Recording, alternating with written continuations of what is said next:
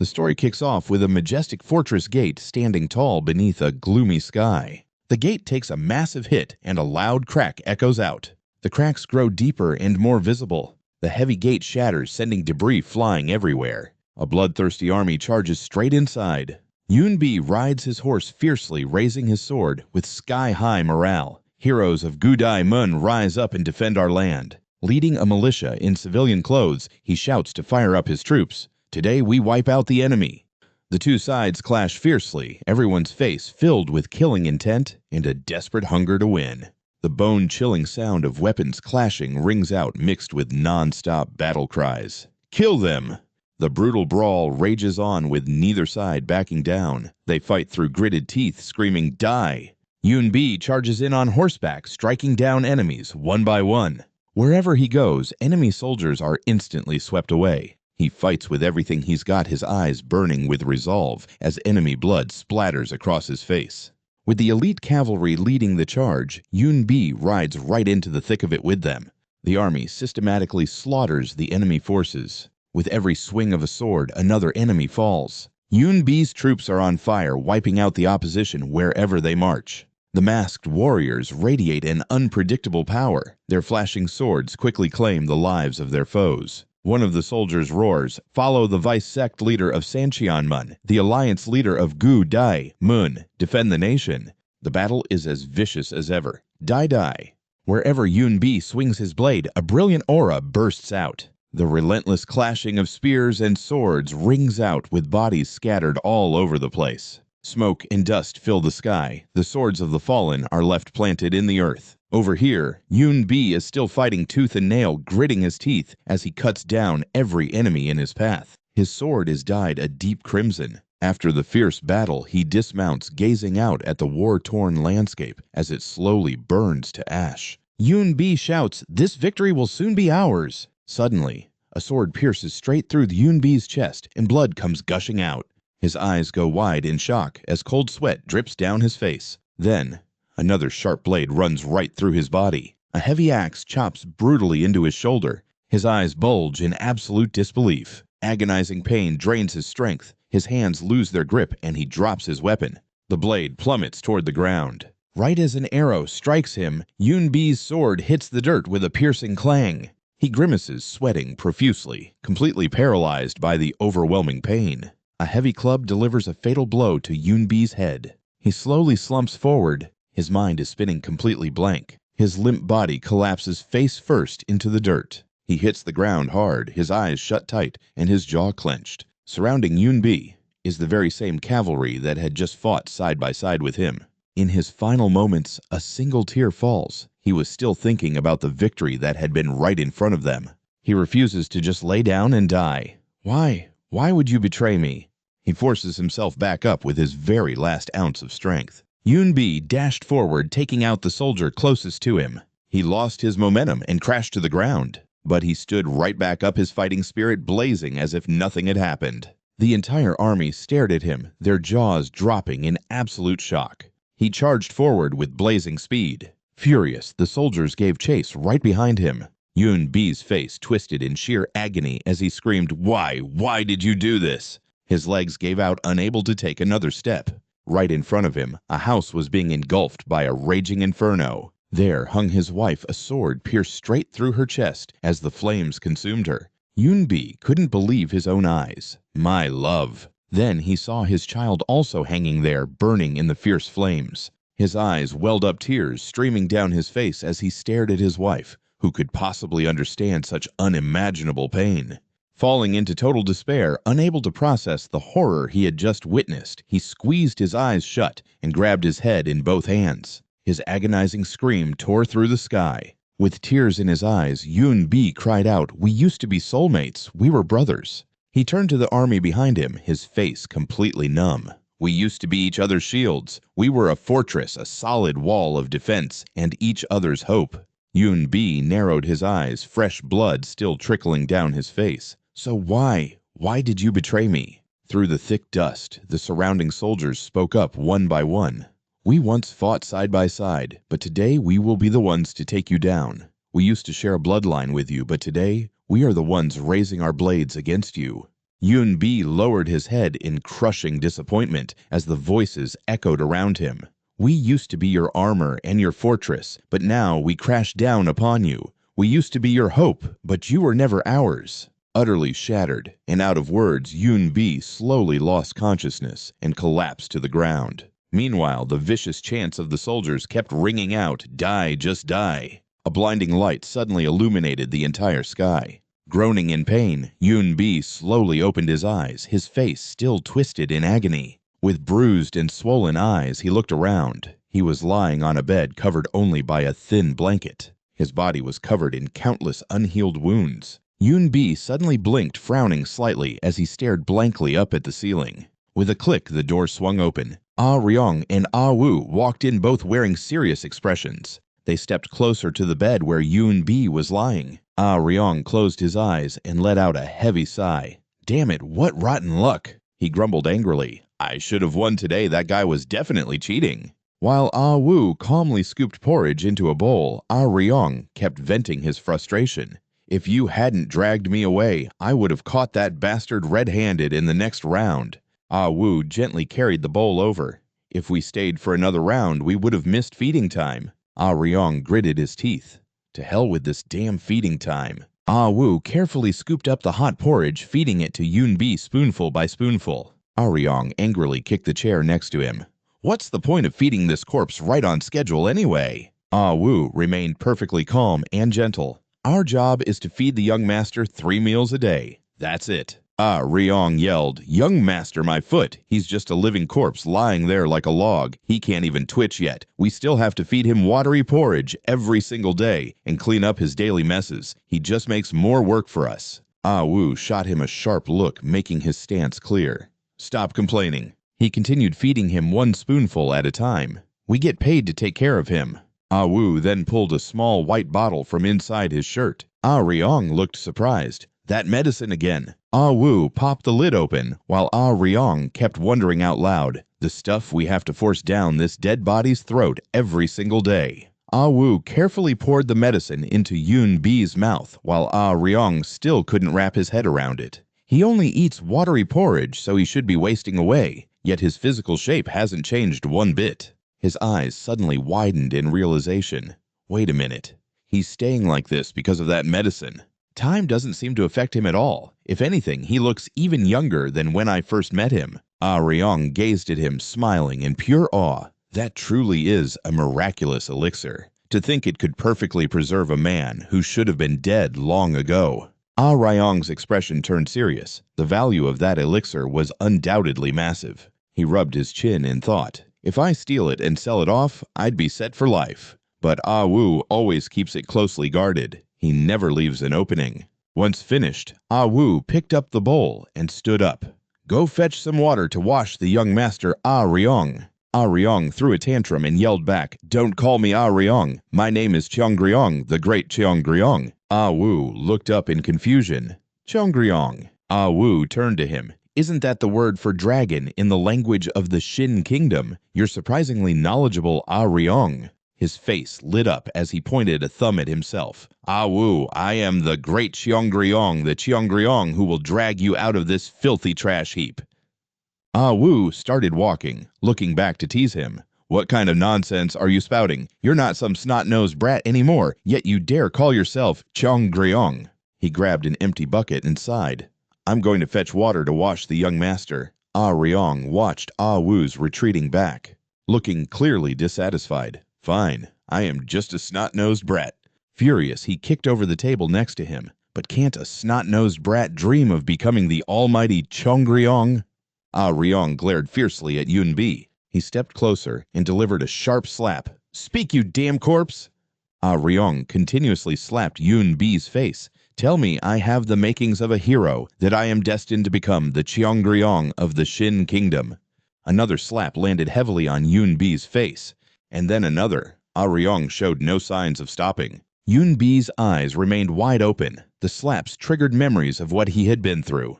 The scene shifted back to the moment he stood tall, his body pierced with weapons. Tears streamed down his face in sheer helplessness as he remembered the smiling faces of his brothers. I swore an oath to my sworn brothers, the ones who stood by me since childhood. The graceful maidens bowing respectfully, the loyal retainers who served me for generations. Then Yunbi thought of his beautiful smiling wife, holding a flower, and his sweet son. I had a virtuous wife and a brilliant son. Yunbi's thoughts were abruptly cut short by the sound of footsteps at the door. Please come in. Ah Ryong and Ah Wu bowed respectfully. Greetings, my lord. Chiolo stepped into the room, looking extremely worried. Yunbi's face remained completely devoid of emotion, his eyes still locked in a wide stare. Chiolo furrowed his brow, bringing a hand to his lips in concern. He is still the same.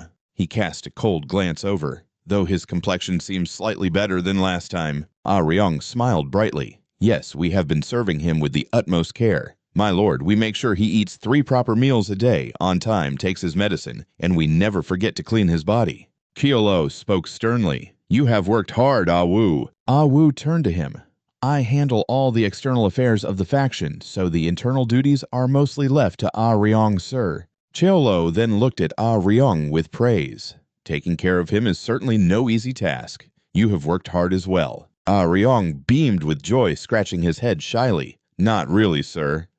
Ah Wu is very thorough with the work here. The young master eats his 3 meals, takes his medicine regularly, and his bodily functions are normal, so it hasn't been too difficult for me, sir. Chiolo looked anxiously at Yunbi. Has he ever moved his eyes or opened his mouth to speak? Ah Wu replied solemnly. Unfortunately not once, sir. Ah Ryong walked up to the bed looking sorrowful. It is such a pity. His body still has vitality, and he eats like a living person. But his soul hasn't seemed to return yet. He sighed heavily. It truly is a shame. Chiolo handed a medicine vial to Ah Wu. If there are any signs of him regaining consciousness, contact me immediately. Ah Ryong stared intently at the vial. It is a new batch of medicine. Ah Wu carefully put the vial away. Yes, sir. I will report to you without delay. Having nothing more to say, Chiolo prepared to leave. The 2 boys bowed deeply. Take care, my lord.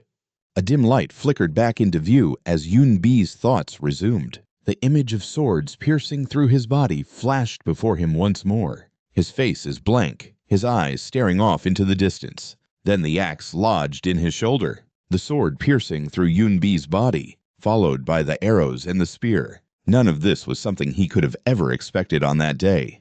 Just when I was at my absolute happiest.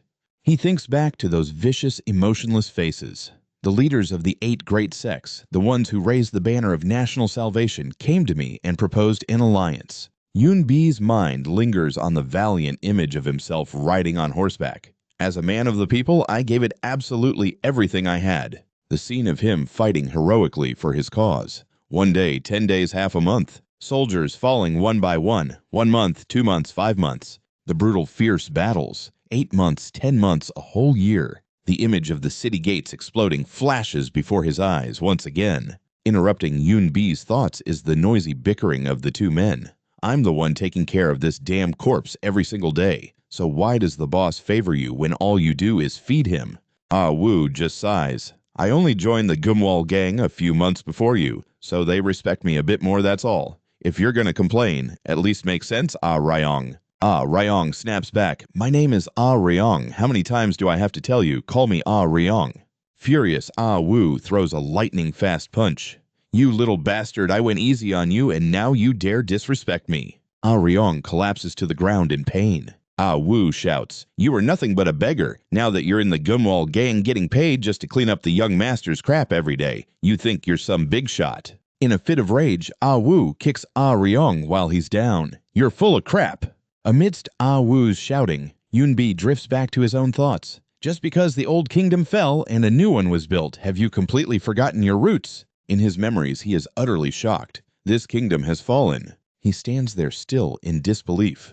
A new kingdom has been built. Consumed by dread, he thinks of the many who perished. My sworn brothers, my loyal retainers. They're all dead. Yunbi thinks back to the image of his wife and child dying in a sea of fire. My wife and my son are both dead. The axe slamming into his shoulder. My allies betrayed me. Deep down, Yunbi is weeping bitterly. In the end, my kingdom has fallen. Ah Ryong's anger flares up again. You damn corpse, even on the verge of death, you just won't die.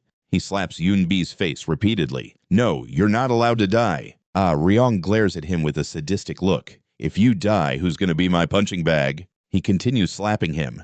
Taking my anger out on you makes me feel so much better. Ryong raises his hand, a malicious smirk forming on his face.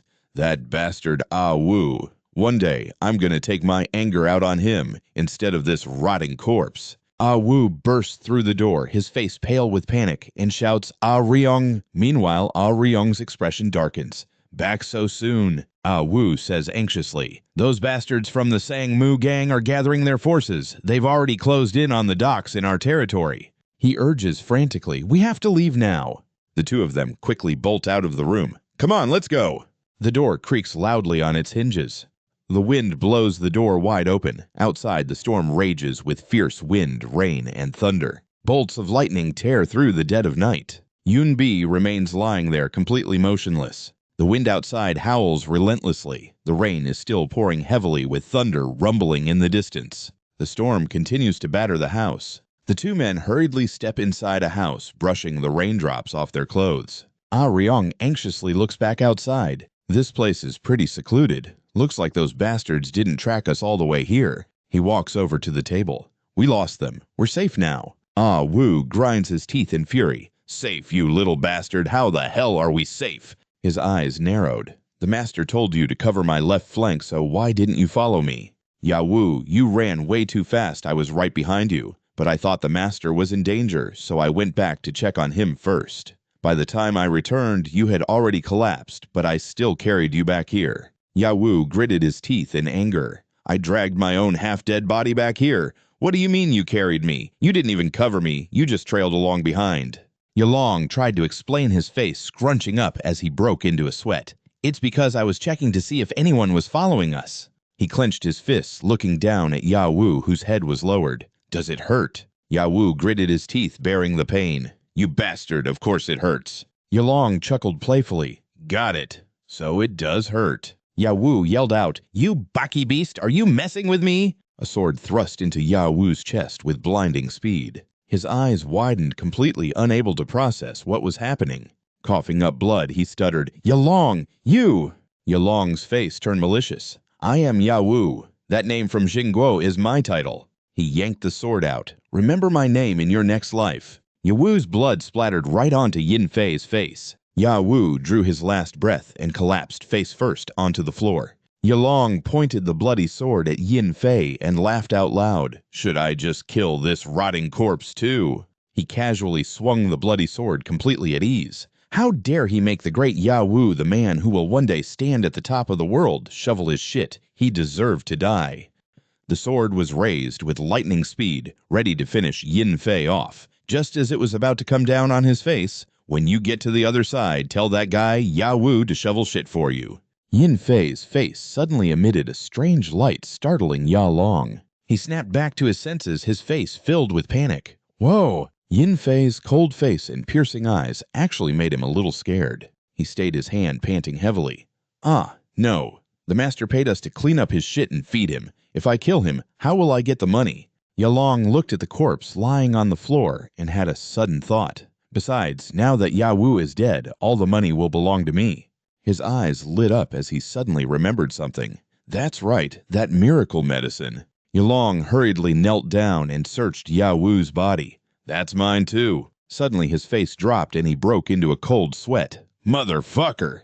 It turned out he had only pulled out a shattered piece of the medicine bottle. He held it up in absolute fury. It's broken my money. He frowned. No, now that Wu is dead, the master will just give that medicine to me instead. An idea sparked in Yalong's mind. Instead of feeding it to this rotting corpse, I can keep it and sell it. I'll be rich. He stood up, resting his hands on his hips. You rotting corpse, from now on, you're my money-making tool. Yalong grabbed Wu by the collar and dragged him away. First things first, I need to dump Wu's body at the port. He dragged the corpse along. I have to make it look like he died in the battle with the Shangwu gang today. As he dragged Wu away, he turned back to Yin Fei. I'm going to take care of this mess. Don't you dare die while I'm gone, you rotting corpse. Outside, the heavy rain and fierce winds were still raging. Yin Fei was still lying motionless on the bed. Suddenly, his hand twitched. His hand trembled, pressing his fingers down into the bed. Shaking all over, he forced himself to sit up.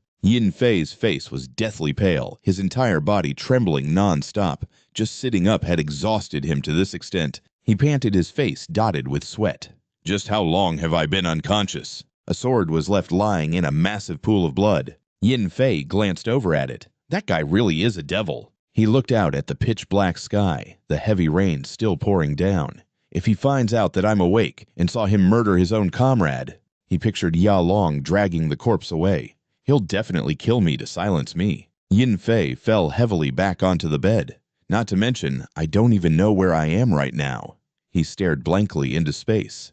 It seems that Master paid people to take care of me.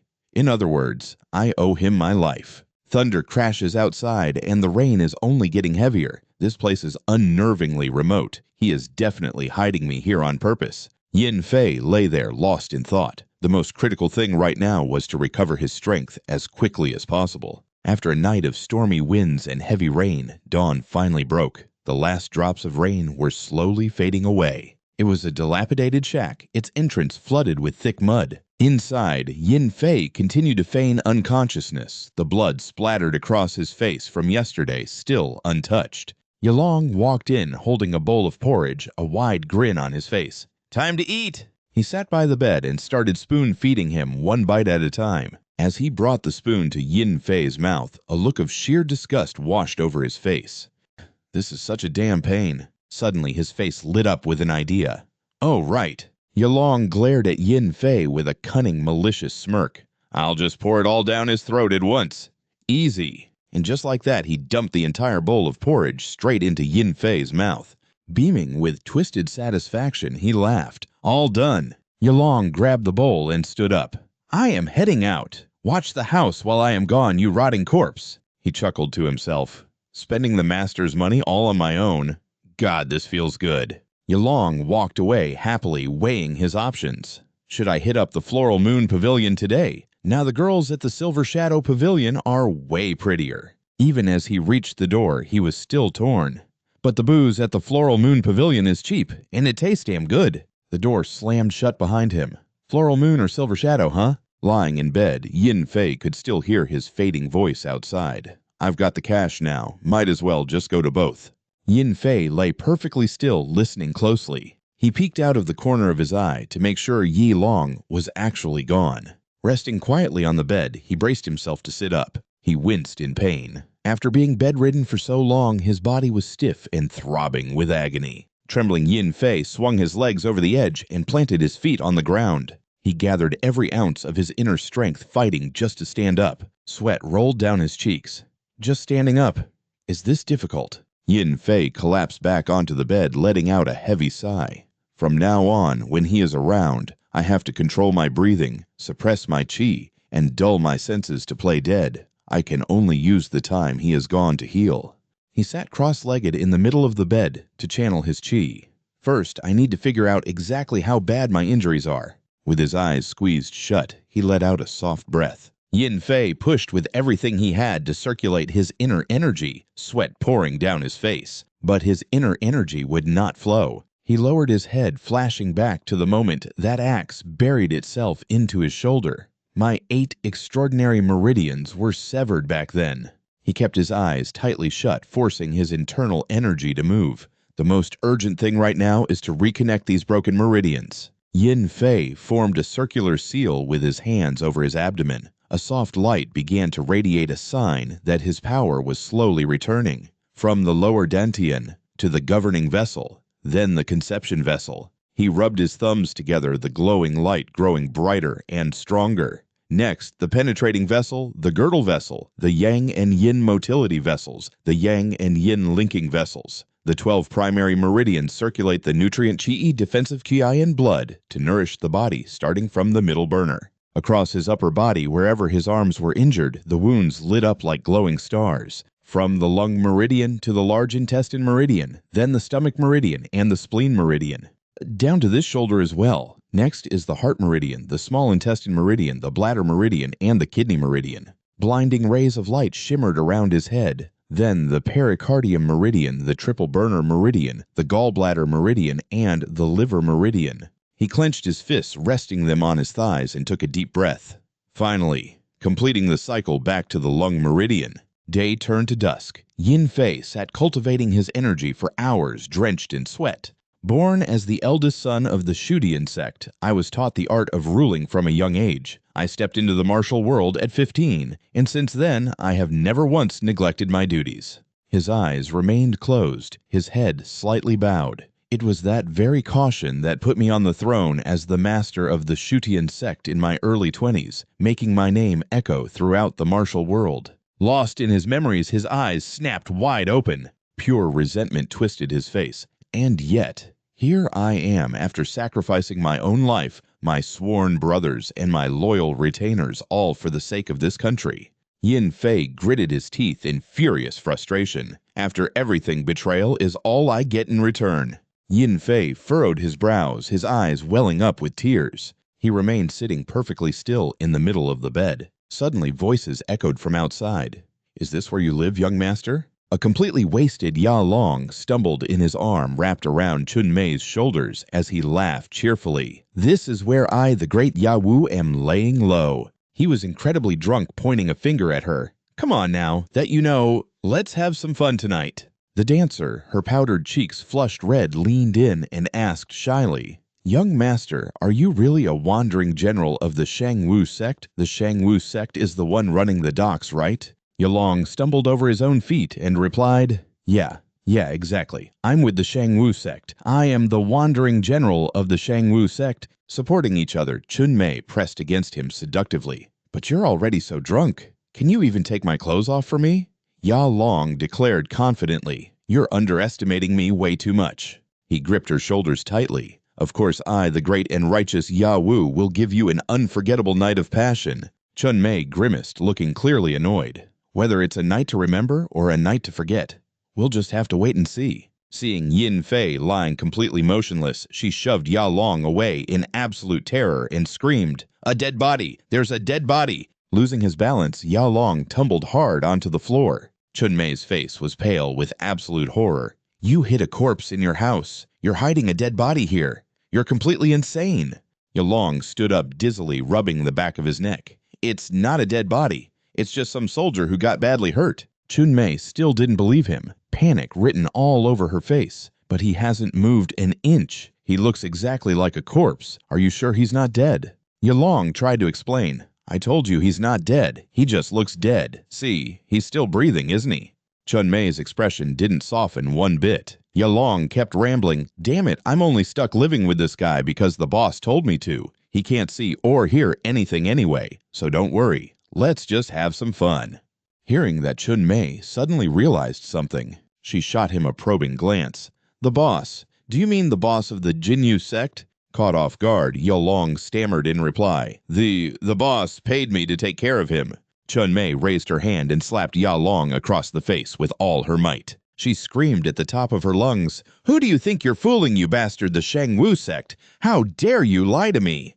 She was furiously angry, her eyes practically bulging out. "I knew something was off. No wonder you were acting so shady from the start. Turns out you're just a pathetic lackey for the Jinyu sect." Yalong touched his stinging cheek and replied awkwardly, "No, I'm not." Chun Mei was fuming. "Shut up. Did you really think I'd put up with a loser like you? I only came because you paid up front." Hands on her hips, she lashed out fiercely. "Not to mention, you had the nerve to call yourself Ya Wu. Even if the country falls, no matter who takes power, why would a great man like him go around dragging his own name through the mud?" Her brows remained tightly knit as she continued to yell. "And you still have the nerve to talk, you absolute bastard?" Hearing this, Yalong flew into a rage and lunged at the dancer, ready to fight her. "What, you dare call me a bastard, you crazy wench?" Suddenly, his eyes shot wide open, his teeth clenched tight in what looked like agonizing pain. It turned out she had kicked him right in the groin. Yalong collapsed face first onto the floor in utter agony. "If you even think about following me, I'm reporting you to the Shangwu sect." She shot him one last disdainful glare before walking away. "Guess this damn loser is a eunuch now." Yalong ground his teeth in pure helpless frustration. He forced himself up, looking over at Yin Fei, who was still lying there silently. Meanwhile, Yin Fei thought to himself, "The Shangwu sect, the Jinyu sect, I've never heard of any of these clans." He slightly shifted his gaze. Just going by sect names, I have no idea where I am right now. Yalong slammed his hand hard against the table. That damn wench! No wonder she demanded I pay her up front. He was still in immense pain, beads of sweat dripping down his face as he squeezed his eyes shut. I really want to chase her down and rip her hair out, but those brothel girls protect their own way too fiercely. At this rate, I'm definitely getting blacklisted. Walking completely bow-legged, he staggered outside, forcing himself to push through the pain. Whatever. I'll just stay away from the brothels for a while and hit the gambling den instead. The sky outside was already getting dark. Yalong didn't even look back as he marched straight out. Tonight, I'll be hugging money instead of women. The door slammed shut with a loud bang. Yin Fei lay in silence for a long time, carefully assessing his surroundings. He sighed, struggling to sit himself up. My 8 extraordinary meridians have reconnected a little. Let's see if I can move. His feet touched the floor, but they couldn't stop trembling. He pushed himself up with all his might, but his arms trembled. His body had absolutely no strength left. You could clearly see how hard Yin Fei was struggling, eyes wide, teeth tightly clenched. He just couldn't hold himself up anymore. Yin Fei collapsed onto the floor. His right leg had completely given out. He stared at the leg that had absolutely no feeling left. He forced himself up, trying desperately to move his foot, but he was completely exhausted and it wouldn't budge an inch. He grew incredibly anxious, sweat pouring down his face. This isn't working. It's too hard, but luckily my upper body and arms are still moving fine. Yin Fei pulled up his pant leg. The issue was clearly his right leg. A massive gash stretched all the way from his thigh down to his knee. His right leg just hung there, completely numb. He gently ran his hand over the long scar. This must be a broken bone that healed wrong because it wasn't set properly. Yin Fei closed his eyes in sheer helplessness. This is all because of Changdao. His eyes turned dangerously cold. With a stern look, he thought, I'm just glad my leg wasn't completely chopped off. His face darkened as he leaned back against the bed. I can still use my internal energy to heal the wound, but not right now. Yin Fei worried, if that bastard Ah Long sees my leg healed, he'll know I'm awake. I can't heal it just yet. Morning came, and bright sunlight poured into the room where Yin Fei was resting. Ah Long went about his daily chore, feeding Yin Fei his porridge. He looked absolutely sick and tired of this task. Damn it, I just want to dump it all down his throat, but if his clothes get dirty, washing them is a total pain. Guess I'll just have to deal with it. Porridge dribbled down from the corner of Yin Fei's mouth. Ah Long started to second-guess himself. When Ah Yu was still alive, he did all the chores, cooking, laundry, cleaning. Everything except cleaning up crap.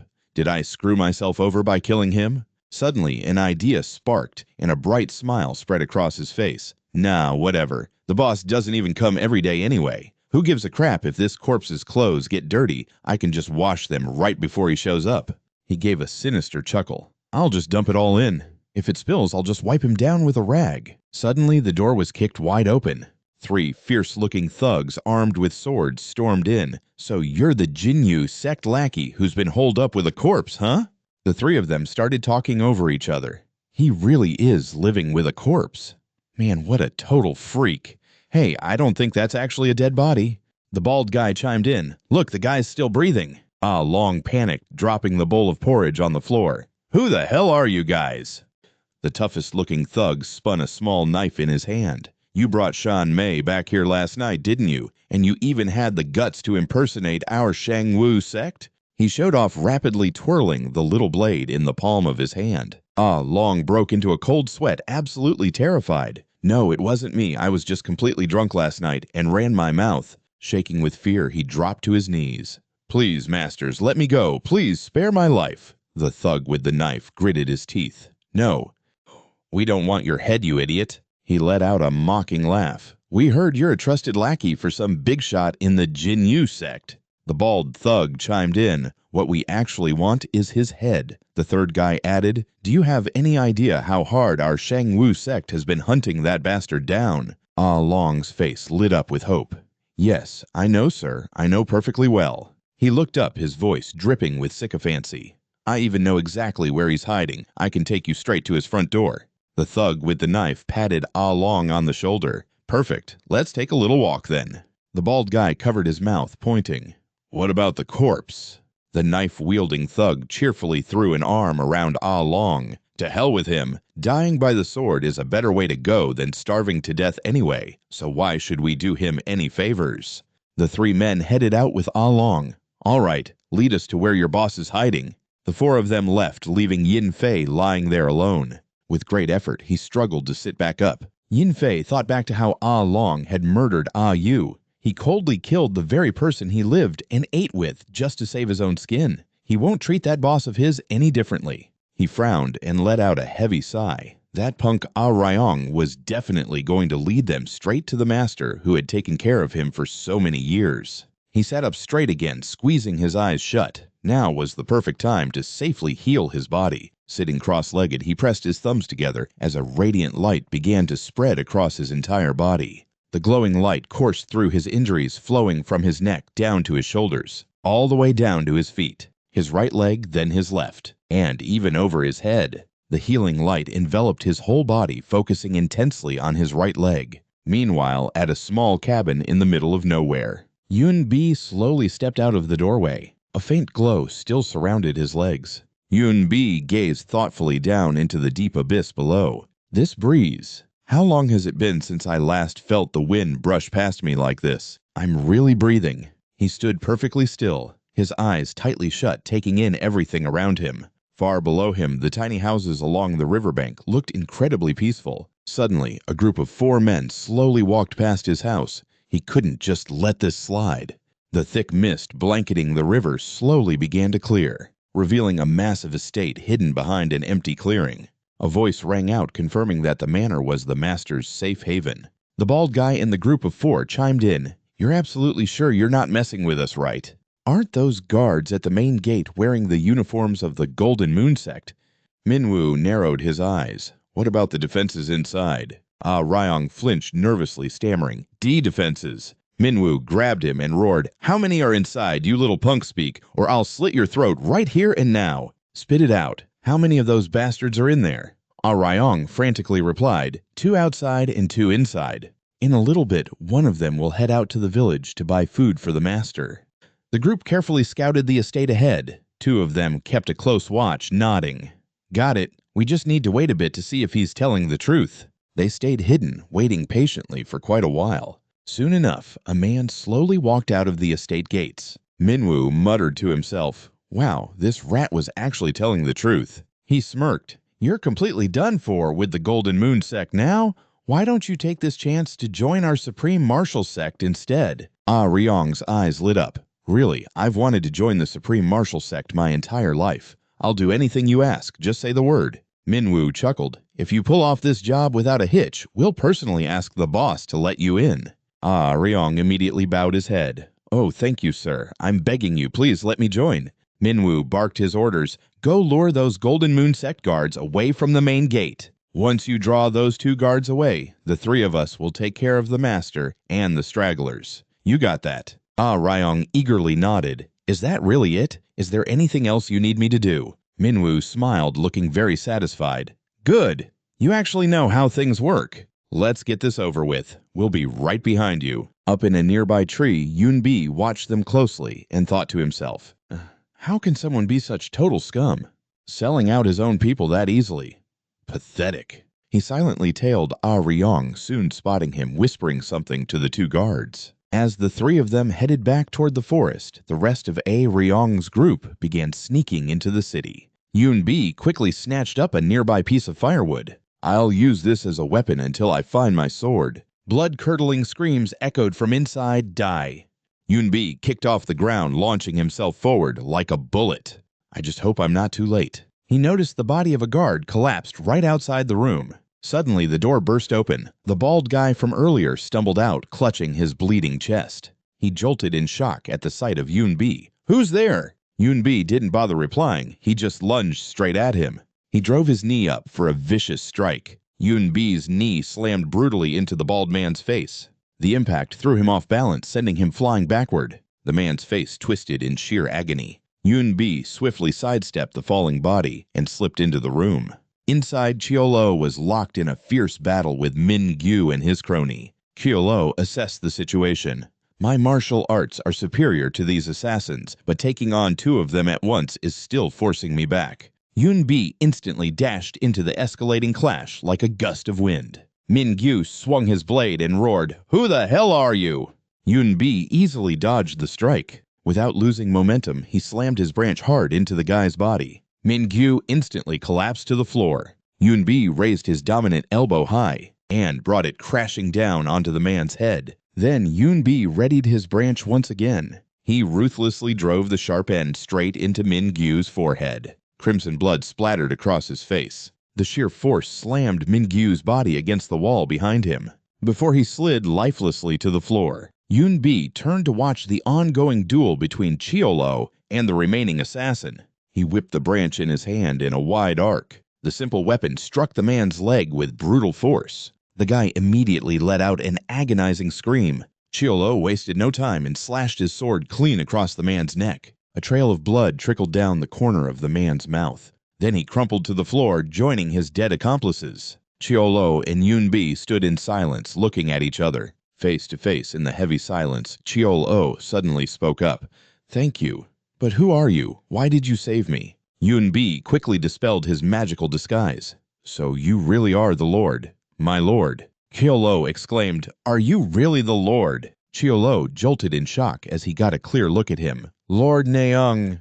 Yunbi smiled. "Do you recognize me now?" Two streams of tears suddenly rolled down Chiolo's scarred face. Yunbi gave a gentle nod. "It's me, Yunbi." Chiolo cried out, "It really is you, Grandmaster. I can't believe it." Yin Fei softly instructed, "Don't tell anyone about what happened today. I'm hungry. Go buy me some meat." Zhu immediately replied, "Right away." A short while later, the sun began to set behind the mountains. At one of the fortresses owned by the Jianghu sect, a table full of dishes was laid out in front of Yin Fei. Yin Fei quickly grabbed a piece of food from the plate. He took a massive, greedy bite of the braised meat in his hand.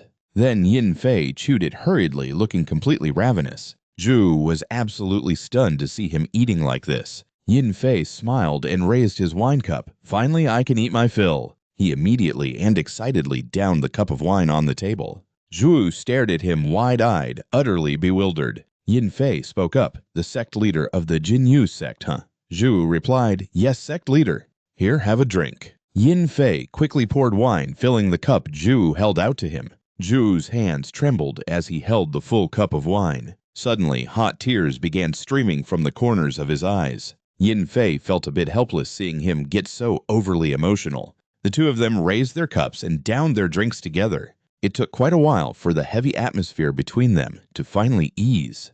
The plates and bowls on the table had also been wiped completely clean. Yin Fei spoke up. "Time really flies, doesn't it? Jianghu, where did the blood sparrow of the Shoutian sect go? Now all that's left is this old man leading the Jianghu sect." Zhu replied, "I am no longer the blood sparrow. I am now Jianghu, the thunder tyrant." Yin Fei nodded slowly. "True, it does take some real skill to lead a whole sect. And since you're the sect leader, isn't the Jianghu sect just a branch that originated from my Shoutian sect?" Zhu bowed his head deeply. "It is all thanks to your teaching, sect leader." Yin Fei silently looked at Zhu, who kept his head bowed in front of him. "How many years have I been lying there?" Zhu answered, "When spring arrives, it will be exactly 10 years. Yin Fei was startled by that answer. 10 years. He tightly gripped the armrests of his chair. "My memories are still stuck on the battlefield, yet 10 whole years have passed while I was asleep." Zhu's face furrowed slightly with a pained expression. Yin Fei asked, "What about His Majesty the Emperor? How is he now?" Zhu replied, "On the day the inner palace of the imperial capital fell, he took his own life." Yin Fei squeezed his eyes shut in agony. "Your Majesty." The atmosphere between the two of them fell back into a dead silence. The sky outside also gradually shifted into a new phase. Inside the grand room of the massive fortress, Yin Fei began to feel the need to say something. "Where is this place?" Zhu replied, "This is Qingzhou in Shandong." Yin Fei muttered, "So the capital is to the west." Then he curled his body and prostrated himself on the floor in a deep bow. Zhu didn't say a word about his strange behavior. Yin Fei's shoulders trembled uncontrollably. Hot tears streamed down his face. A heavy silence continued to linger between the two of them. Then Yin Fei suddenly spoke up. "Tell me everything that happened since that day 10 years ago." 10 years ago, on April 25th, the rebel army stormed the capital and surrounded the imperial city. When they attacked Shanhai Pass in the north and laid siege to the imperial city in the south, how could righteous people like us just stand back and watch? Isn't that exactly why we banded together? Jianghu replied, "You're talking about the 9 Great Sects Alliance to protect the nation." The 9 Great Sects, the most powerful forces in the capital, proud to have received the royal family's favor, led all their disciples and the imperial guards to protect the inner palace where the emperor resided. Yin Fei continued, "Even the rebels didn't dare to face the 9 Great Sects head-on, so they set up their siege lines outside the inner palace. So we seized the opportunity to launch a surprise attack. But why did they betray us?" Jianghu replied furiously, "Those bastards! On the very night before the ambush, they received a surrender offer from the rebels, and they all decided to yield." Yin Fei muttered in absolute shock. "They all surrendered." Jianghu replied, "After you fell due to the betrayal of the 8 Great Sects, the inner palace was completely overrun." Yin Fei fell silent at Jianghu's words. Jianghu continued, "His Majesty the Emperor entered the main hall, sat upon the dragon throne, and drank poison himself. After that, taking advantage of the chaos following His Majesty's death, your subordinates secretly smuggled you out and escaped the imperial palace. Aren't you going to ask about your family?" Yin Fei remained silent for a long time, his eyes shut tightly. Just hiding me must have been incredibly difficult. How could I even dare to ask? Jianghu burst into tears. "I'm so sorry, sect leader. After the news of your death spread, the Shoutian sect was completely wiped out. Your sworn brothers and subordinates scattered and hid all over the Central Plains, but the rebels hunted them down, and they fell, one by one. I managed to escape the rebel army and fled back to my hometown in Shandong. I had to sell the land my ancestors left behind just to survive. Later, thanks to everything I learned at the Shoutian sect, I founded a small guild. I didn't have the talent to build a massive faction, but in return, I took in some really good kids. However, things got really tough over the last 2 or 3 years, so I had one of my most trusted kids bring you somewhere safe. I should have visited you more often, but there's been so much to handle lately that I just couldn't make it. I'm so sorry." Yin Fei replied slowly, "You have nothing to apologize for. If anything, I'm just incredibly grateful to you." Then he raised his cup of liquor and downed it in one gulp. Jianghu watched Yin Fei's every move, looking as if he wanted to say something. Yin Fei set the empty cup back down on the table. "So, those 8 great sects that betrayed me, I assume they suffered the same tragic fate of being wiped out like the Shoutian sect." Jianghu replied, "No, the 8 great sects are actually the true power ruling over the martial arts world right now." Instantly, the liquor cup in Yin Fei's hand shattered into pieces. He roared in sheer disbelief. "What? Those bastards who betrayed me are the ones ruling the martial arts world right now." Yin Fei pressed his lips tightly together, his face twisting with rage and absolute disgust. The 8 great sects had their martial prowess officially recognized, and they swore absolute loyalty to the new dynasty. The next day, in a peaceful, secluded place, there stood a modest 3-room house right in the center. Yin Fei was sitting beneath a tree practicing his qi cultivation. He recalled Jianghu's words, "From now on, I will serve and take care of you here in Shandong. So please, sect leader, just forget about the painful past." Yin Fei angrily gritted his teeth. "How could I ever forget the pain of the past? But shouldn't I just enjoy some peace and happiness for the rest of my days?" Peace and happiness. Yin Fei suddenly doubled over in pain, coughing up a massive mouthful of blood onto the ground. The crimson blood quickly seeped into the dark soil below. Yun Bi gritted his teeth. "To me, it feels like just yesterday. The day I lost absolutely everything. Yet those traitors who stabbed me in the back have been living in peace and luxury for the last 10 years. Yeah, my country may be gone, but my enemies are still out there." They say 10 years is never too late for a true warrior's revenge. A terrifying aura crackling like lightning surged around his body. "The bastards who destroyed my sect and slaughtered my own flesh and blood. The ones who murdered my brothers and loyal men. If the scum who ruined my body are still roaming free out there, then, as the sole survivor, I only have one choice left, don't I? Revenge!" A brilliant flash of light erupted violently, striking a nearby bamboo grove. The stalks instantly snapped, crashing heavily onto the rocky ground. Yun Bi sat back down, focusing deeply on his martial arts training. The scene shifts to late afternoon that same day. Chiolo's voice suddenly rang out. "We caught Ah Ryong." He was sneaking around the port claiming he was heading out of town, but our boys nabbed him. Ah Ryong screamed in panic, completely tied up and blindfolded. "Somebody help me!" Help me. What the hell is going on? I never expected the boss to be skilled enough to take down 3 members of the Sangmu gang in the blink of an eye with just a single sword. If only I hadn't fallen for the sweet talk of those Sangmu gang bastards, I could have kept my spot as a loyal member of the Gumwall gang. Those filthy Sangmu gang scumbags, this is exactly what they deserve for tearing us apart. I need to get out of here fast and prove my innocence to the master. Suddenly, a rat scurried right across his feet. What the rats? If I stay tied up like this without being able to move, I'm gonna get eaten alive by these damn rats. Help me, somebody save me. The scene shifts. Cheol-O spoke up. Our gang members and the Sangmu gang both believe I was the one who took out all 3 of them. Yoon-bi replied, if a turf war breaks out over the rights to this small port, then that's a smart move. Because they need to see that our side has serious martial arts firepower. I'm heading over to the Sangmu gang. Cheol-O hurriedly shouted, Chief, the Sangmu gang is my business and an issue for my own organization. Why are you trying to get involved in this, Chief? Yoon-bi answered, I can handle this on my own. I'm simply trying to repay you for saving my life. Cheol-O immediately realized he was planning to leave. Yoon-bi spoke up. While I'm gone, I'd like you to gather and organize all the intel on the whereabouts of the 8 great sects along with their current movements. For my revenge. A while later, Yoon-bi made his way out of the forest. To make factions clash with one another, there has to be a legitimate public justification. For the leader of a so-called orthodox sect abandoning their righteous cause is no different from throwing away everything they have built their entire life.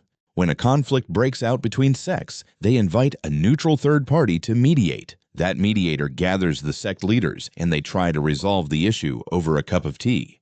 If the conflict cannot be resolved there, they select representatives to hold a martial arts tournament to settle the score. For most of the sects in the inner city, everything is handled this way. Yoon-bi pressed his lips together deep in thought for a moment as he went over his plan. But an armed turf war in the underworld is completely different from a formal clash between orthodox sects. An underworld war is a battle for territory, making it pretty much just a dirty dogfight. First off, for anyone trespassing onto another gang's turf means putting your life on the line.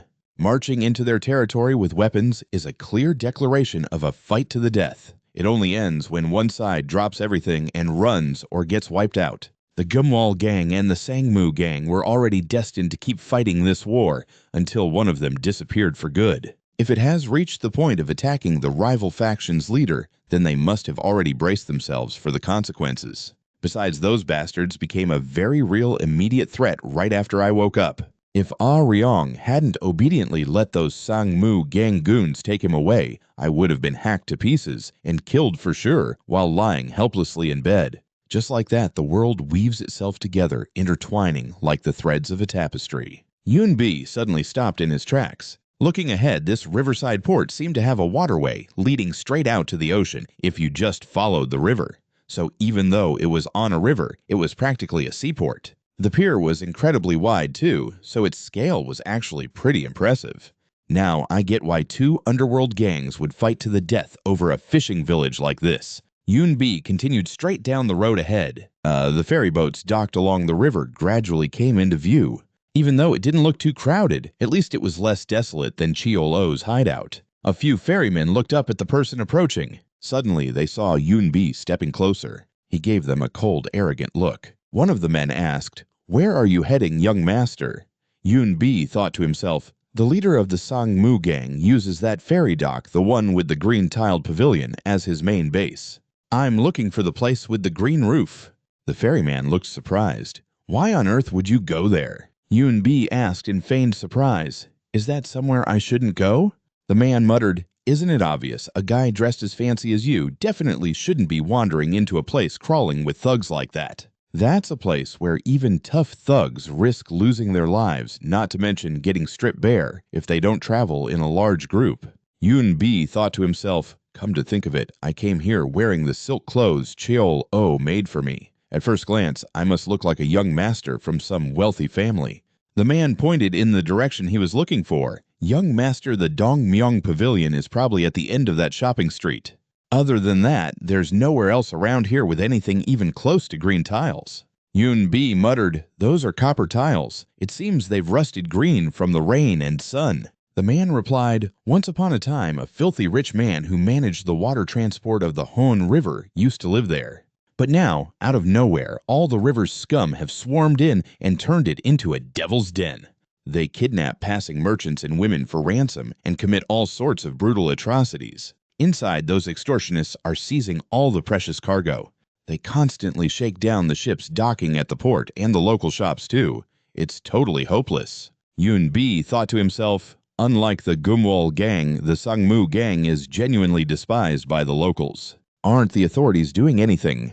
Are the authorities crazy? The man grumbled. Do you think those bastards who only wait around to squeeze money out of the people give a damn about commoners like us? As you know, young master, they aren't the type to trek all the way out to some remote port where poor folks live. That's just how it is. Anyway, don't go. If you really must, at least bring along some people who have connections with the Sangmu gang. Yoon B smiled and replied, thanks for the advice. Even so, he continued heading toward the green-roofed building.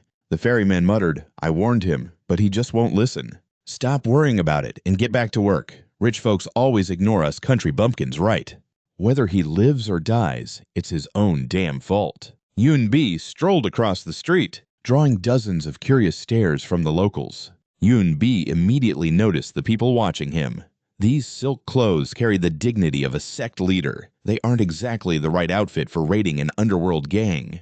Still, since I went through the trouble of dressing up, I should act the part that suits this fine silk. He started browsing the bags piled up on carts, then went over to check out some bronze incense burners on a shelf. The men exchanged glances every time he walked by. Yoon B began to head deeper in getting closer to the building. A voice suddenly called out, are you looking for something, sir? Please take a look, we have plenty of top-quality goods for cheap. Yoon B smiled and replied, no, I just came to the port for a few errands, and I'm just looking around to kill some time. He continued to act nonchalant, casually looking around. Behind him, a group of men in red watched him with annoyance. The group quickly trailed after Yoon B. Yoon B kept walking until he reached a cargo port. Hey there, let me ask you something. Who's in charge of loading and unloading at this port? A man wearing a blue bandana replied, I'm the head worker here. Who are you? I made arrangements to dock 3 mid-sized ships fully loaded with textiles here today. Yoon B replied, but since it's a massive shipment, we're going to need a lot of hands to unload it. So I want to negotiate the unloading fees and get some carts to transport the goods. Are you the right guy to talk to about this?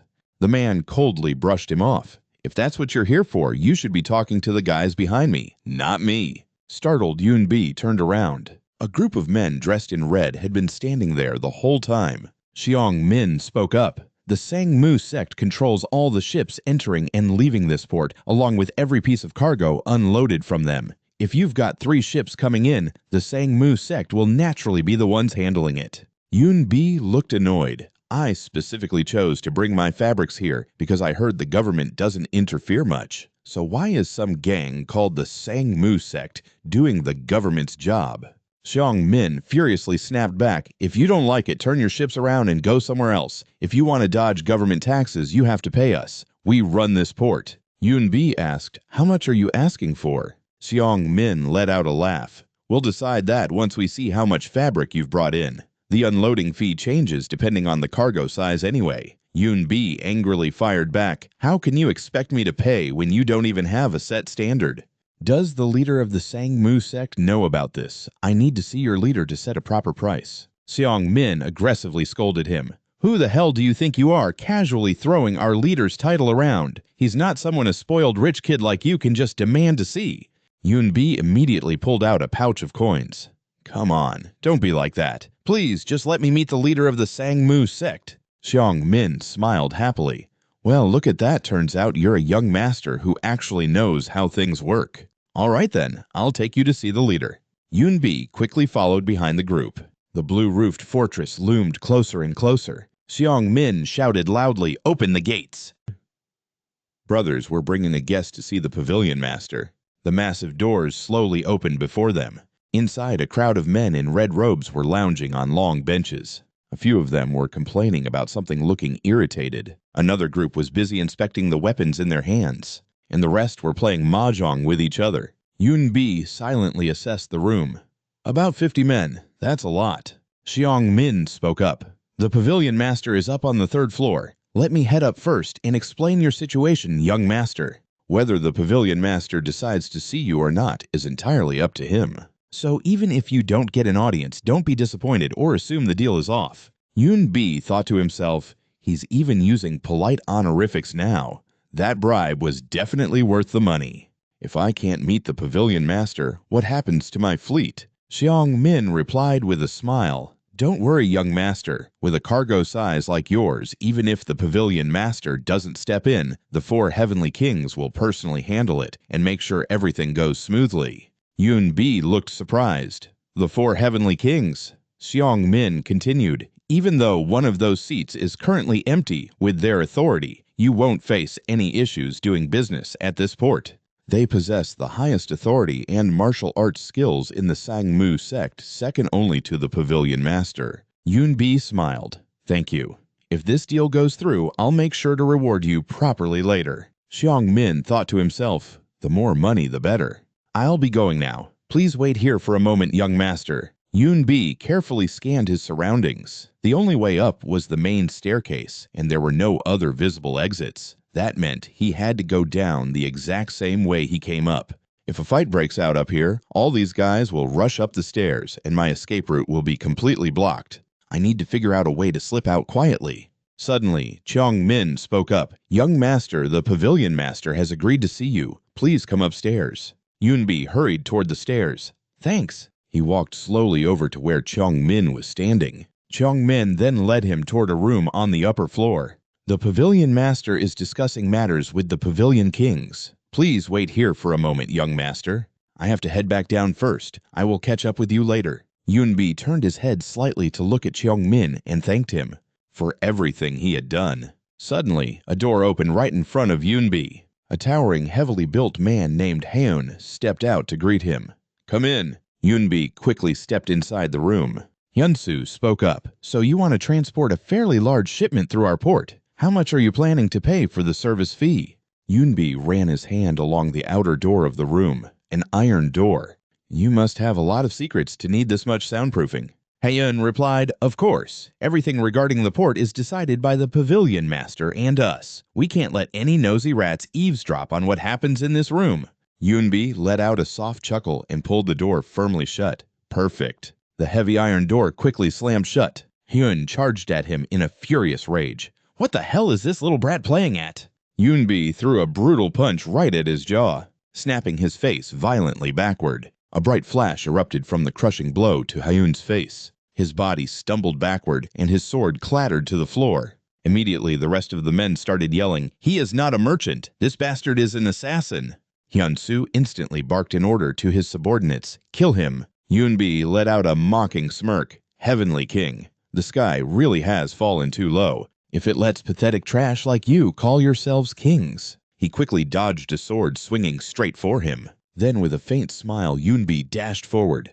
The other two were absolutely terrified seeing him move so incredibly fast. Yun Bi reached out his hand toward Hyun, who was swinging his sword up. He caught the man's sword arm in a vice-like grip. Yun Bi snatched the sword right out of Hyun's hand, his expression remaining completely unfazed. He drove the blade straight into one of Hyun's lackeys. Yun Bi merely smiled as he heard Hyun weakly beg, Help me! He turned his head, slashed brutally into the man, and sneered, Too slow. Hyunsu stared in absolute shock as his subordinates collapsed to the ground. Yun Bi muttered, I thought the martial arts of the Murim were actually impressive. Turns out you are just frogs at the bottom of a well. Actually, you are worse than frogs.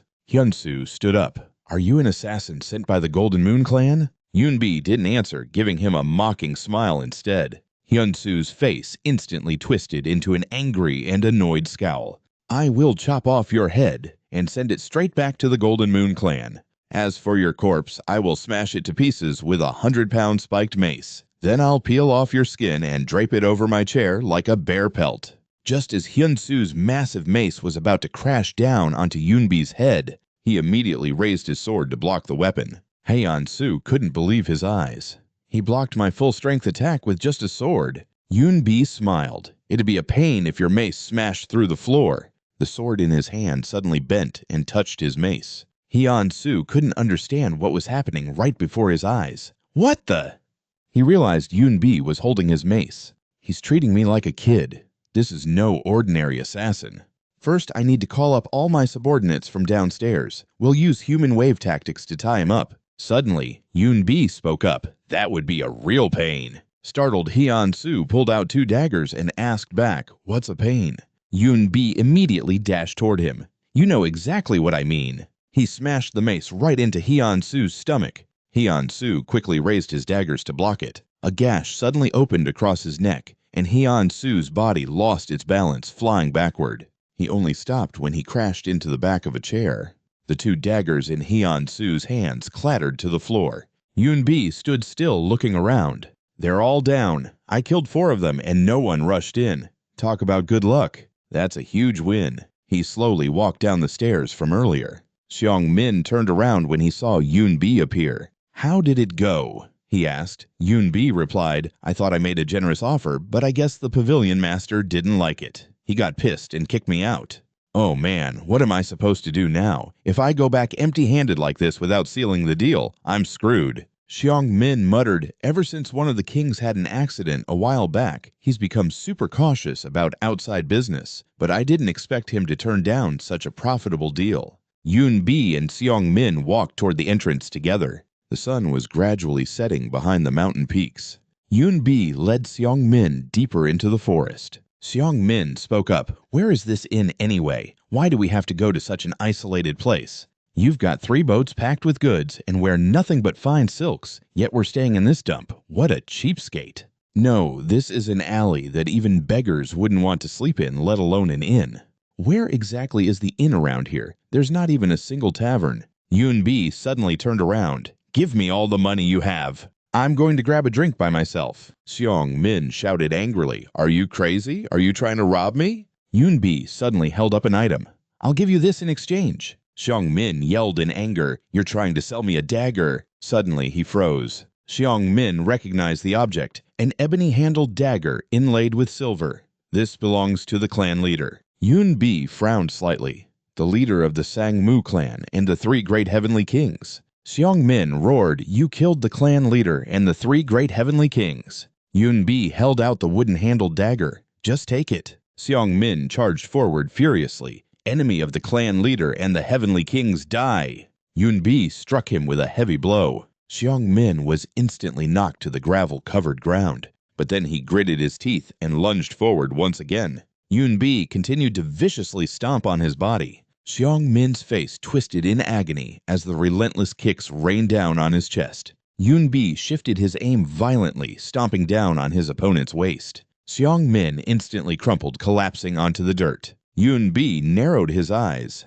"I can't believe you actually dared to throw a punch at me, the man who just slaughtered the Sangmu gang's leader and their 3 great heavenly kings." "Do you have a death wish?" Seong-min roared in pure rage. "Just kill me. If you don't, I swear I'll kill you." Yunbi ordered coldly, "Take these 2 short swords. Go to the Gold Moon clan and tell their leader exactly what happened here. He will take you in." Seong-min furiously shouted back at him. Yunbi calmly replied, "You're the one who led me straight up to the 3rd floor to meet your boss." Seong-min instantly realized what he meant. "The whole gang saw me bring an assassin inside." Yunbi continued, "If you gather your loyal subordinates, join the Gold Moon clan, and lead the vanguard to take over the Dongmyong Pavilion, your contribution will be massive. A gang without its leader or its heavenly kings is nothing but a disorganized mob. You'll crush them easily." Yunbi raised his hand and a faint blue aura glowed around it. Seong-min noticed that the pouch of money Yunbi had given him earlier was slowly floating out of his own pocket. Yunbi snatched back the heavy pouch he had originally used to bribe him. Seong-min felt a wave of terror. Telekinesis. Yunbi turned and walked away. "You don't have much time. You have to decide right now. Do you want to die like a dog or live like one?" Seong-min watched his figure fading into the distance. After a moment of thought, he suddenly stood up, a flash of absolute resolve crossing his face. Gripping the 2 blades, Seong-min sprinted off in the opposite direction. In complete contrast to him, Yun Bi was strolling away in the other direction at a leisurely pace. He slowly made his way toward the setting sun. Soon, Yun Bi's silhouette disappeared over the mountains. The sky above gradually faded into a pale gray. Before long, the houses across the river plunged into pitch-black darkness. Suddenly, a bright spark flashed upon the fortress roof. The flames quickly erupted, creating a glaring halo of fire. And in an instant, the blaze spread to all the neighboring buildings. Yun Bi sat watching from the other side of the river, surrounded by a pile of liquor bottles. He gently closed his eyes and downed the nearest bottle in one go. The night sky was entirely illuminated by the raging inferno. Yun Bi kept drinking, opening bottle after bottle. A short while later, empty bottles were scattered all over the ground. He sat deep in thought, his face completely devoid of any emotion. Across the river, the fire consuming the fortress finally began to die down. Chiol Wu walked up to him. "I brought some liquor so we could toast to our victory together. But it looks like you've been drinking all by yourself this entire night." Yun Bi smiled and replied, "The view made for such a good pairing, I just couldn't help myself." Chiol Wu replied, "Thanks to you, the Sangmu gang, that chronic disease that's been haunting me for years, is finally wiped out." Yun Bi responded, "I might have lit the match, but you were the one who finished them off." Chiol Wu said calmly, "As soon as we received word from the guy you sent to our clan leader, I immediately gathered our elite troops and charged right in. With him and his surrendered men leading the way, it took us less than a single meal to completely take over the Sangmu gang." The remnants of the Sangmu gang set fire to the storehouses as they fled to block our pursuit, so cleaning up that mess was actually the hardest part. I even made that guy who brought the 2 short swords a squad captain. Yun Bi replied, "Good. Debts of gratitude and grudges alike. They all need to be settled in full." Chiol O smiled. "That's just like you, sect leader." Yun Bi asked, "Have you gathered everything on the whereabouts and current movements of the 8 great sects?" Chiol O asked, his voice heavy, "Sect leader, are you truly going down this path of revenge?" Yun Bi replied, "My sect was wiped out. The very nation I called home has fallen to ruin. I rallied those who believed in our righteous cause under one banner only to lose absolutely everything. The only things I have left for those traitors are regret and agony. The mercy of Buddha or the benevolence of Confucius. Those aren't mine to give. As long as there's a path forward, I'll carve out the rest myself." Chiol O was consumed with worry. How could he possibly stop the sect leader? He looked at Yun Bi's face, a face completely twisted by rage and hatred. For him, the resentment had faded over the past 10 years, and he had built a new life. But for the sect leader, those dozen years hadn't passed at all. To him, the battlefield was still just yesterday. "I'll cover your travel expenses and provide the compiled intel on the whereabouts and movements of the 8 great sects. On top of my own funds, I'll empty out all the gold from the Sangbu gang leader's safe for your journey, sect leader." Yun Bi spoke up suddenly, "I'm taking Ah Ryong with me." Chiol O was startled. Out of everyone, "Why that guy?" Yun Bi replied simply, "He's rotten to the core. I need to teach him that trash like him has no place in Xiangryong's world." The scene shifted. Ah Ryong screamed in terror, "Help me, please spare my life." "Please let me go." The sky over the ocean slowly returned to its usual peaceful calm. Clothing storefronts gradually came into view, followed by the gates of residential houses. Ah Ryong's legs were being dragged across the dirt. 2 hulking men were hauling him away by force. Ah Ryong looked around in pure panic.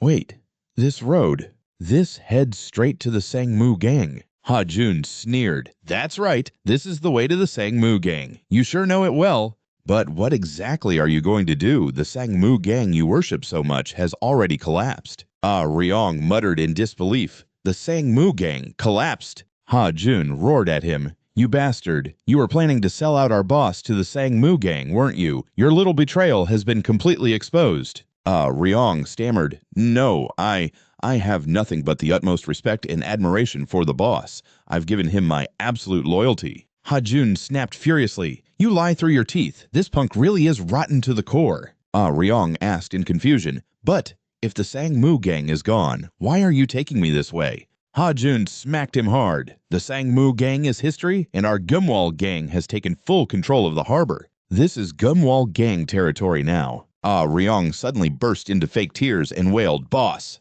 I knew this day would come.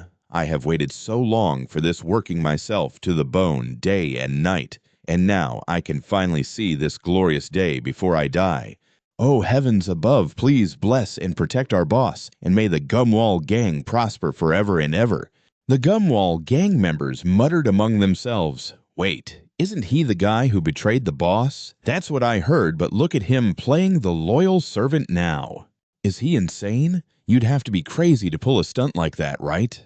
The two men dragging him didn't say a word, they just kept hauling Ah Ryong along. A heavy door clicked shut inside the Gumwall gang stronghold. Ah Ryong fell to his knees in a deep bow. "The bright sky of Gumwall, majestic and unmatched, may you rule for 10,000 generations." Cheol-O looked at him dead in the eye and coldly replied, "All right, knock it off." Yalong continued, "The righteous Jianghu sect, enduring through the ages, united as one." Zhu angrily slammed his fist onto the armrest. "I said enough is enough." Yalong finally trembled and replied, "Yes, sect leader." Zhu spoke up, "All right, I will tell you the reason I summoned you here." Yalong hastily replied, "Please just give the order, sect leader. Whether it is climbing mountains or crossing seas, this Yalong will go anywhere to complete his mission." Zhu replied, "Good, I have a special mission for you." Yalong answered, "Just leave it to me. I will stand at the very front line, clenching the command token in my teeth. With a sword in one hand and the Jianghu sect flag in the other, I will single-handedly take on 1,000 enemies." Zhu immediately pointed behind Yalong. "Hurry up and pay your respects." Yalong turned his head and realized Yin Fei was standing right there. "Who on earth is this guy that I have to bow to?" Yin Fei stepped forward. "The person who took such good care of me all this time doesn't even recognize me. That makes no sense. I am so disappointed." Yalong almost blurted out the word corpse. He quickly covered his mouth. Zhu spoke up. "I have never mentioned this before, but he is my biological uncle. Even though he is younger than me, I honestly thought he would never wake up. But I heard that thanks to your dedicated care, he has fully recovered." Yalong was completely shocked by this bizarre explanation. Biological uncle. Yin Fei continued, "One day my eyes opened, my ears could hear, and my mouth could speak again. I asked the sect leader, and he told me that you cared for me with all your heart, treating me as if I were your own parent. Is that true?" Yalong hastily replied, "Yes, yes, sir, that is the absolute truth." Zhu continued, "Yalong, I know you sent assassins to my room." Yalong quickly defended himself. "That is a misunderstanding. Just a total misunderstanding, sir. I never sent them. Those bastards forced me into it." Zhu furiously roared, "Shut your mouth." Yin Fei stepped in to defend him. "Oh, my dear sect leader, do not be so harsh on the guy. Besides, if it were not for this kid, I never would have survived and become so healthy, right?" Yalong hurriedly slammed his head against the floor. "I would never dare claim such credit. Sir, I am still deeply ashamed of my shortcomings and wish I could have served you even better. But seeing you fully recovered and bursting with health like this, it feels like my pure sincerity has truly touched the heavens. How could I not thank the gods above?" Yin Fei thought to himself, "Even to a guy like me who used to be treated like a literal corpse, he actually looks sincere. This guy's acting skills are top tier." Zhu growled, "Given your crimes, I should have chopped off your head and thrown your body to the fishes. But since you took such good care of my uncle, I will let your merits cancel out your sins." Yalong eagerly replied, "Thank you so much, sir. Thank you." Zhu continued speaking, "In exchange, there is one specific thing you must do for me." Yalong instantly realized the catch. Damn it, there was a reason he spared my life. This is definitely going to be something way worse than death. Zhu spoke. "My uncle has woken up, but he has no idea how much the world has changed. Just yesterday, he was venting to me about it. He wants to see how the world operates now. And I also need to know what is happening in the territories surrounding the Jianghu sect." Yin Fei chimed in to ask, "Yalong, would you like to travel the martial world with me? The sect leader is covering all our travel expenses, so you will not have to worry about a single meal or place to sleep while we roam the lands." Yalong thought to himself, I could not tell when he was just lying there like a corpse, but now he looks surprisingly gentle. He is definitely totally harmless. Plus, getting to travel the entire world without stressing over food or money. This is the kind of incredible luck you cannot even find in a dream. Zhu continued, "If you complete this mission well, I will completely wipe your past sins clean. I might even promote you to a captain position." Yilong excitedly yelled, "This Yelong swears to the heavens above, right here in front of the sect leader, and you, I will travel the lands and bring you back to Shandong, completely safe and sound. I will not let a single hair on his head be harmed, and I will never let the proud name of the Jinyu sect be stained. Since you have trusted me with this heavy responsibility, I will repay you with my absolute loyalty." Even the legendary 8 banners of Manchuria will have to step aside and make way for his journey.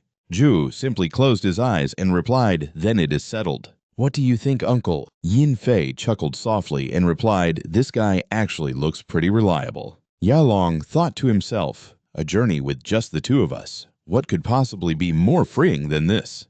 They always say that after the bitter comes the sweet. The sun is finally shining on my life." Yin Fei's face beamed with satisfaction at this perfectly wrapped up outcome.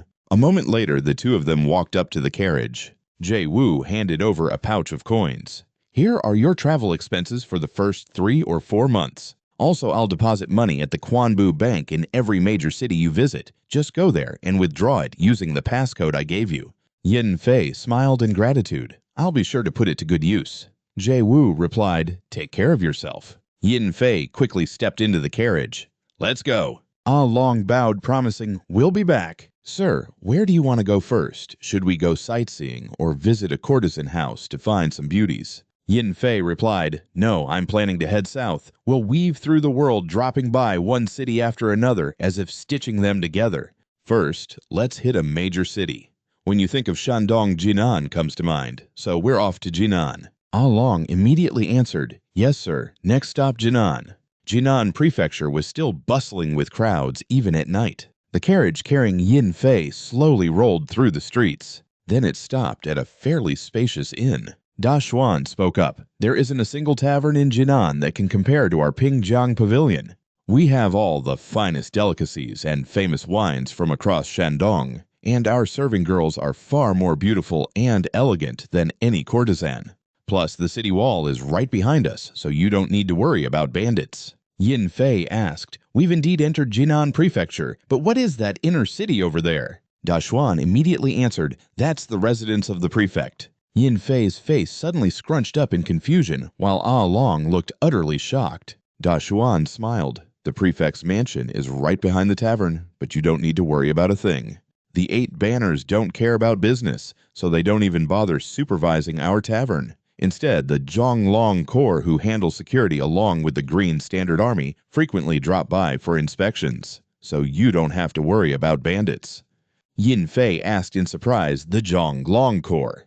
Da Xuan replied, "They're the faction that handled security in Jinan Prefecture even before the 8 banners and the governors built the inner city. Word is their leader isn't from around here. He's a renowned martial arts master from the capital, Beijing. Rumor has it he's fiercely loyal to the emperor, which is why he was dispatched all the way down here to Jinan in Shandong to ensure security." Yin Fei muttered, "The leader of the Zhonglong Corps is fiercely loyal to the emperor. Is that what you said? I wonder who that loyalty is truly directed toward." He furrowed his brows, slightly lost in deep thought. Outside, the streets were lit up with lanterns everywhere. The crowds on the streets slowly thinned out, and after a long while the streets were completely deserted. The next morning, at the inn where Yin Fei was staying, Ah Long sprawled out on the bed, sinking into the soft white mattress. He thoughtfully looked around his room. "I used to huddle in a rundown warehouse every single day, sleeping on a torn mat, but now I get to lay on silk sheets on a bed as soft as a cloud, waking up in the morning to soak in a hot bath sprinkled with flower petals. And now I even get to enjoy such a lavish breakfast." He was eating in an area with a scenic pond right in front of him. Now this is how a real man should live. Suddenly, Ah Long hurriedly jumped up. "My lord, you're awake." Yin Fei smiled as he looked at him. "You're up early." Ah Long replied, "The bed was so comfortable I fell into a deep sleep and woke up feeling great." Yin Fei continued, "You're still young, so I guess you aren't tired after that long trip. By the way, you're about 19 this year, right?" Ah Long looked a bit surprised. "Yes, around that age. Why do you ask?" Yin Fei smiled. "You must have had a rough time lately, constantly hanging around that tiny port, pouring your heart into the gang's work and taking care of me on top of that." Then he tossed a heavy pouch of coins onto the table. "I need to rest up after our trip, so don't worry about me." Hit up a brothel or a casino, grab some good food, and look around the city. Just do whatever you want and take the whole day off." Ah Ryong felt tears welling up in his eyes. Tears began streaming down his cheeks. Yoon Bi asked, "Hey, why the hell are you crying? We finally made it to a big city, so just go out and have a blast." Ah Ryong bawled out, "These are tears of gratitude for your boundless generosity, my lord. They just won't stop falling. How could a true man hold back his tears at a time like this?"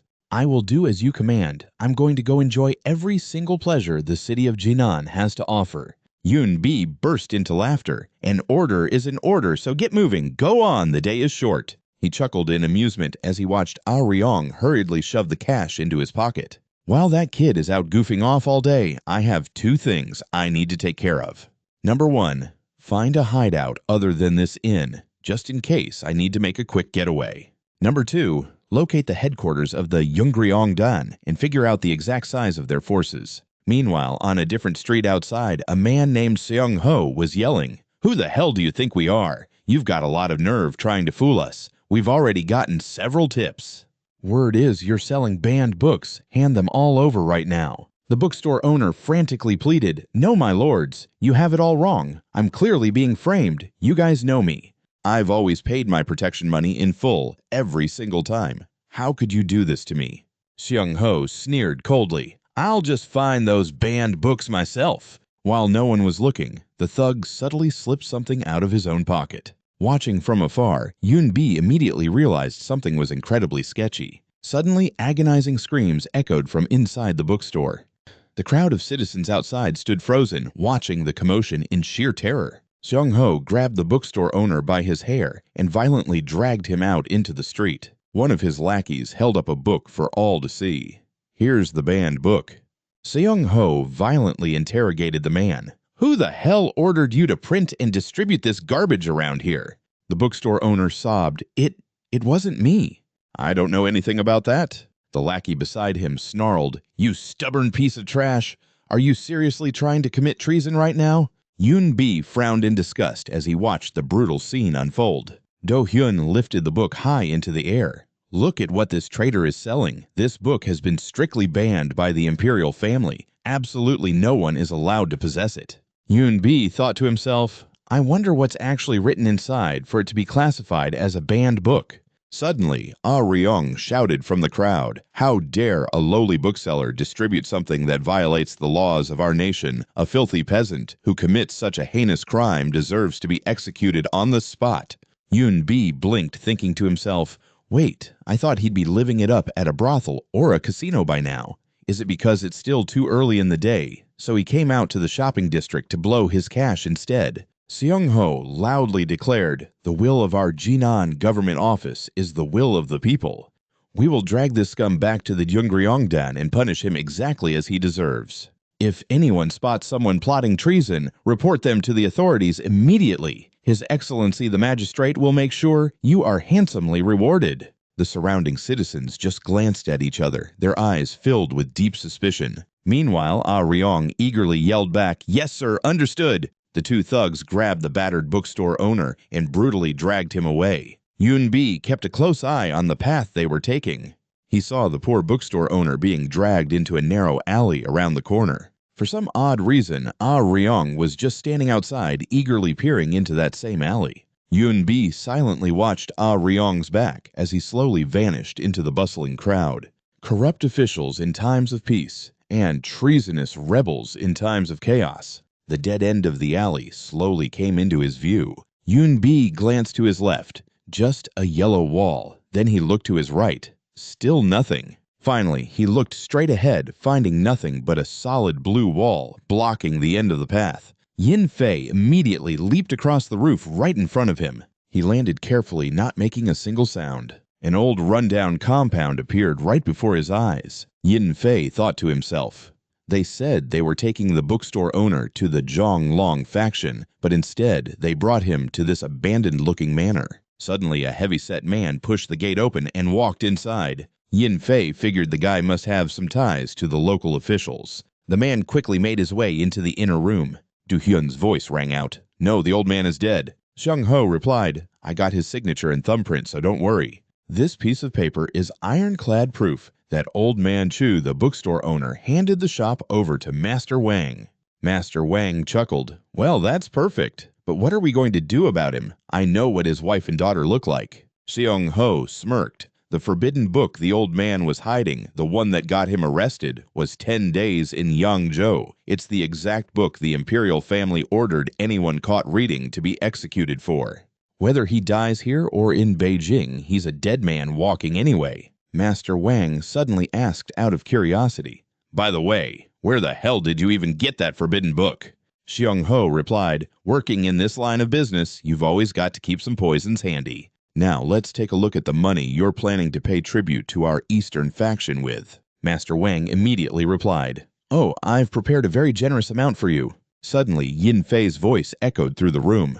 The old bookstore owner said he was framed. Looks like he was telling the truth. Master Wang quickly spun around. Which bastard is out there? Yin Fei dashed straight toward where the group was gathered like a bullet. He delivered a brutal punch right to Seong Ho's jaw. Then, as Seong Ho lunged at him with a sword, Yin Fei ruthlessly snapped his wrist. He quickly snatched up the dropped sword and delivered a vicious slash to Master Wang. A bizarre expression suddenly twisted across the man's face. His body quickly crumpled to the floor. Yin Fei spun around and landed a heavy slash right on Du Hyun. He also collapsed instantly, his face slamming hard against the floorboards. Yin Fei spoke up coldly. Getting drunk on blood money never ends well for anybody. Seong Ho replied, panicked and on guard. If it's money you want, I'll give it all to you.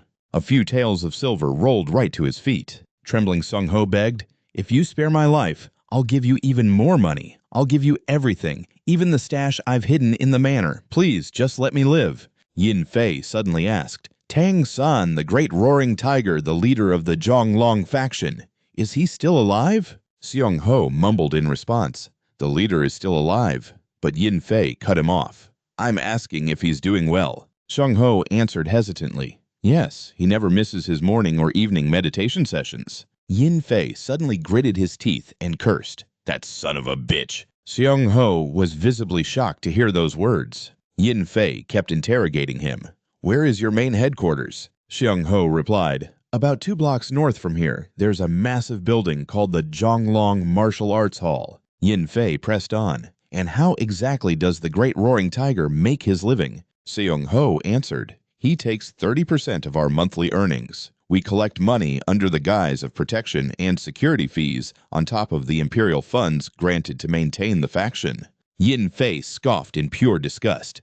So you're no different from a bunch of low-life thugs. Seong Ho roared back. What the hell are you talking about? We do honest work for the security of Jinan and the peace of the imperial family. Suddenly, he screamed out in sheer agony as Yin Fei smashed a wine cup right into his face. Seong Ho clutched his bleeding face, writhing in immense pain. Completely unfazed, Yin Fei calmly poured himself another cup of tea. How exactly is the Zhonglong faction organized? Seong Ho replied, It's divided into 4 branches. The east branch leader is Yun Wei, the south is Mo Hyok-dong, the west is Li Sejong, and the north is Go Chan Pyong. Yin Fei muttered, You mean Go Chan Pyong, one of the 4 great guardians of the Central Dragon faction, the guy with a mole next to his nose? He answered, Yes, that's Leader Go. How do you know him? Yin Fei closed his eyes and murmured, A little punk like him. Seong Ho thought in shock. He's old enough to be your father. How dare you call him a punk? You're completely insane. Yin Fei continued his interrogation. Where are the rest of the 4 great guardians of the Central Dragon faction? Trembling Seong Ho replied, Aside from Leader Go, Guardian Y is at the headquarters. I don't know anything else. Yin Fei scoffed with contempt. That drunkard Wei is a guardian now. What a joke. Seong Ho suddenly spoke up. Great hero. It seems you have some past grievances with our leaders. If it's an old grudge, wouldn't it be better to sit down, talk it out over some good wine, and make peace? Our Central Dragon faction is now an official royal law enforcement agency, so we've long abandoned the brutal ways of the martial arts world. Yin Fei chuckled. You're quite the smooth talker, you rat. Seong Ho shook as he pleaded. Please, sir, spare my life. I spoke out of turn. Yin Fei replied, Just answer my questions properly. A long while later, the afternoon was drawing to a close. Seong Ho begged, Please spare my life. I've told you everything I know. Why are you still going to kill me? A debt incurred must be repaid. Isn't that the rule of the martial arts world, sir? Yin Fei calmly replied, "Didn't the martial arts world I once belonged to disappear a long time ago? Now the only things left for me are these old grudges. And the only thing left to do is get my revenge." Xiang Ho flinched in terror as Yin Fei violently swung his sword. He collapsed to the floor in absolute agony. Then Xiang Ho's face smashed against the floor and he went completely still. Yin Fei muttered softly, "That's enough for me." His face radiated an unshakable determination. Outside, the main street was starting to get bustling again. Inside the spacious and comfortable inn that Yin Fei had chosen, he sat alone deep in thought as he drank his tea. "It's been 3 days since I killed those 2 members of the Central Dragon faction and that man called Master Wang. I thought Jinan would be in an uproar hunting down the killer, but there's been absolutely no reaction. It's like a drop in the ocean. Hunting is much easier when the sheep scatter in a panic." Yin Fei glanced over toward the pillows deeper inside the room. There, Ah Long was sleeping soundly. His clothes were completely stripped off. Yin Fei commented, "The smell of alcohol is so strong I can smell it from all the way over here. The sheep aren't scattering, but the dog is wandering all over the place." Just then, Ah Long suddenly rolled over. His body immediately slid off the bed, crashing heavily onto the floor.